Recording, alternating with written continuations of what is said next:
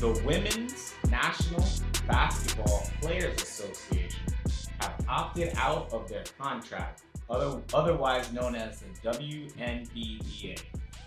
So the women's basketball, the fact that the players have decided, hey, today is the day that it's enough. It tells you where women's sports is headed. So a few things to that. One, Nike signed a 12-year partnership with the WNBA, and the fact that they're getting ready to just let me just say this. Nike was smart for signing with the league first and extending that contract first. Why? Because they're going to be ahead of the curve instead of being behind it.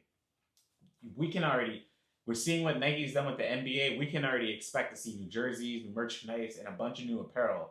Hopefully socks, headbands, and etc. For literally women. And it would be just interesting to see like if they have more different types of jerseys for fans moving forward, which I can expect, and everybody I feel like can expect to see in the next few days or the next few months rather.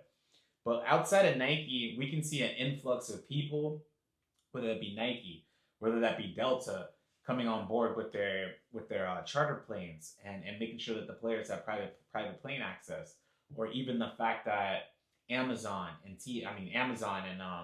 the new streaming deal. So there are a lot of companies that have been willing to invest in the WNBA, and this was absolutely the right move from the WNBA PA. So the fact that the Players Association, they want revenue splits, and I'm happy that they're asking for it. Now the question remains is, will they be able to sustain themselves if the owners decide that they don't want to share as much as they should be sharing? Now the question is, will there be a lockout?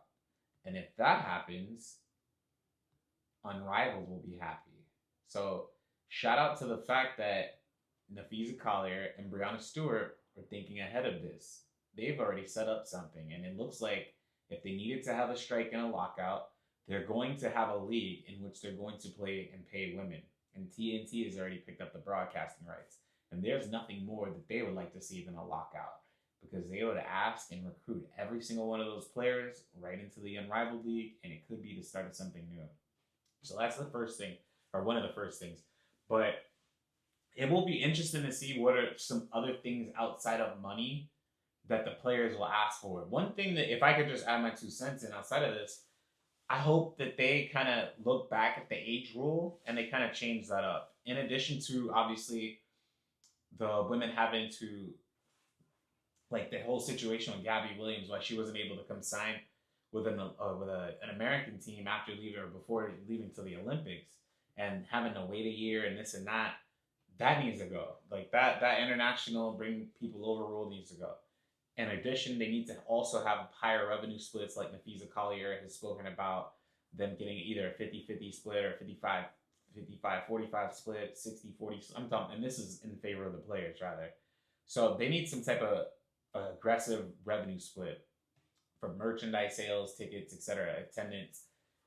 The biggest thing though, and shout out to everybody who in the WNBA PA for moving accordingly, is where does the ball go? So the reason why I say I brought up the age limit is because Kaylin, Juju, there are a handful of players in the WNBA that could have probably played out of high school, and I hope that the women in the league, especially as we see that where the money is getting ready to go towards, minimum salary should be at least $1 million.